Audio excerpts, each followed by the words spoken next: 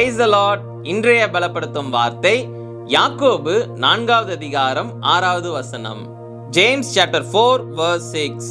தேவன் பெருமை உள்ளவர்களுக்கு எதிர்த்து நிற்கிறார், தாழ்மை உள்ளவர்களுக்கோ கிருபை அளிக்கிறார். God opposes the proud but gives grace to the humble.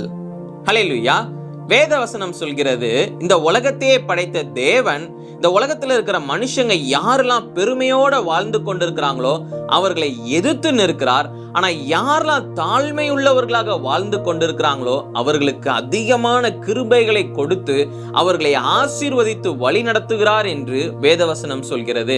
இன்றைக்கு உங்களுடைய வாழ்க்கையில கர்த்தரிடத்திலிருந்து ஒரு கிருபையை எதிர்பார்த்து கொண்டிருக்கிறீங்களா? இயேசு எனக்கு ஒரு அற்புதத்தை செய்யணும், இயேசு எனக்கு கிருபைகளை கொடுக்கணும்னு சொல்லி நீங்க எதிர்பார்த்து ஜெபித்து கொண்டிருக்கிறீங்களா?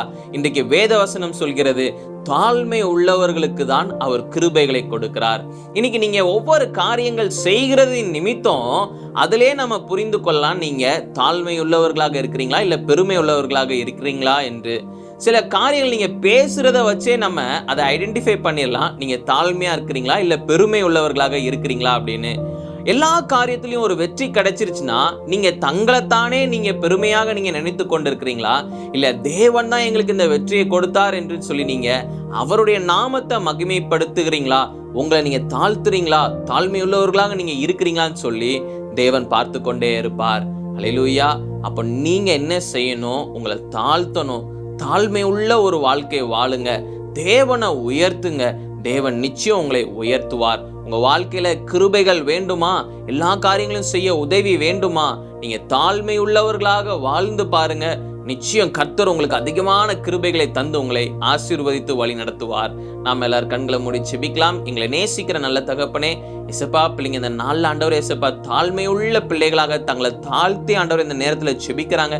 நீங்க பிள்ளைங்களுக்கு கிருபைகளை கொடுங்க, வரங்களை கொடுங்க, ஆவியின் கனிகளை கொடுங்க, பிள்ளைங்களை கொண்டு பயன்படுத்துங்க, ஆசீர்வதிங்க. இயேசுவின் மூலம் ஜெபிக்கிறோம் பிதாவே. ஆமேன், ஆமேன், ஆமேன். ஒவ்வொரு சூழ்நிலைகளையும் தாண்டி வர கர்த்தர் தான் நம்மளுக்கு கிருபை கொடுக்கணும். தேவன் தாழ்மை உள்ளவர்களுக்கு கிருபை கொடுக்கிற தேவனாக இருக்கிறார். தாழ்மை உள்ளவர்களாக இருங்க, கர்த்தரிடத்திலிருந்து கிருபைகளை பெற்றுக்கொள்ளுங்க. எல்லா காரியத்தையும் நீங்க ஜெயமுள்ள காரியமாக மாற்றுங்க. அவர் உங்களுக்கு உதவி செய்வார். God bless you. Have a blessed day.